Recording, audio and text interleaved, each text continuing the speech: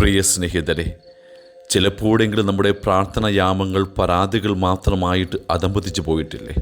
ശ്രേഷ്ഠമാകേണ്ട ആത്മീയ നിമിഷങ്ങൾ ജീവിതത്തെ തളർത്തിയ അനുഭവങ്ങളെക്കുറിച്ചുള്ള പ്രതിഷേധങ്ങളായി വില കുറഞ്ഞു പോയിട്ടില്ലേ? മദ്യപാനിയായ ഭർത്താവ്, ഉഴപ്പി ജീവിക്കുന്ന മകൻ, രോഗക്ലേശങ്ങൾ, സാമ്പത്തിക പിടിമുറുക്കങ്ങൾ, അയൽവക്ക തർക്കങ്ങൾ, ജോലിസ്ഥലത്തെ പ്രശ്നങ്ങൾ, അങ്ങനെ നിരവധിയായ പരാതികളുടെ വെടിപ്പുകെട്ടായി മാറുന്ന അനുദിന പ്രാർത്ഥനകൾ ആത്മീയ ജീവിതത്തിൻ്റെ ശോചനീയ അവസ്ഥയാണ് കാണിക്കുന്നത്. സൗഖ്യത്തിൻ്റെ ജലമൊഴുകുന്നൊരു കുളമുണ്ട്. യോഹന്നാൻ്റെ സുവിശേഷത്തിൽ 5-ാം അധ്യായത്തിൽ ബെത്സയിദ. ആ വാക്കിൻ്റെ അർത്ഥം ദ ഹൗസ് ഓഫ് മേഴ്സി എന്ന. 38 വർഷം സൗഖ്യം കാത്തു കിടന്നൊരു തളവാത രോഗിയുടെ അവസ്ഥ കണ്ട് യേശു ചോദിക്കുന്നു, do you want to be well? അവൻ പറഞ്ഞത് പരാതിയാണ്. കർത്താവെ, വെള്ളമിളകുമ്പോൾ എന്നെ കുളത്തിലേക്ക് ഇറക്കുവാൻ ആരുമില്ല. ഞാൻ എത്തുമ്പോഴേക്കും മറ്റൊരുവൻ വെള്ളത്തിൽ ഇറങ്ങിക്കഴിഞ്ഞിരിക്കും.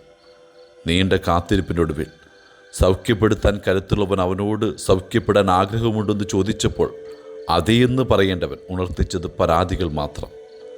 നാം ആയിരിക്കുന്ന അവസ്ഥയെക്കുറിച്ച് പരിതപിച്ച് അതിന് കാരണക്കാരായവരെ കുറ്റപ്പെടുത്തി എങ്ങനെ ജീവിതം മുഴുവൻ തളർന്നിരിക്കുവാൻ എളുപ്പമാണ്.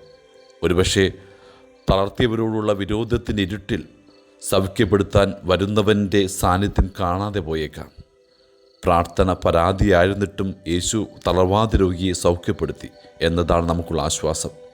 38 വർഷം താൻ അവഗണിച്ച് കളഞ്ഞവരുടെ മുമ്പിൽ കിടക്കയുമെടുത്ത് അവൻ നടന്നു പോകുന്നുണ്ട്. സ്വയം പരിതപിക്കാതെ നിന്നെ തളർത്തിയവരുടെ മുമ്പിൽ സൗഖ്യത്തിൻ്റെ കിടക്കയുമെടുത്ത് അതിജീവനത്തിൻ്റെ വഴികളിലേക്ക് ആത്മബലത്തോട് മുന്നോട്ട് പോവുക എന്നതിനേക്കാൾ ആനന്ദകരമായി എന്താണുള്ളത്? അതിനാൽ പ്രാർത്ഥനകളെ പരാതികളാക്കാതിരിക്കുക. സൗഖ്യത്തിൻ്റെ വഴികൾ അന്വേഷിക്കുക. സൗഖ്യം തരാൻ കരുത്തുള്ളവൻ്റെ മുമ്പിൽ ജീവിതം സമർപ്പിക്കുക.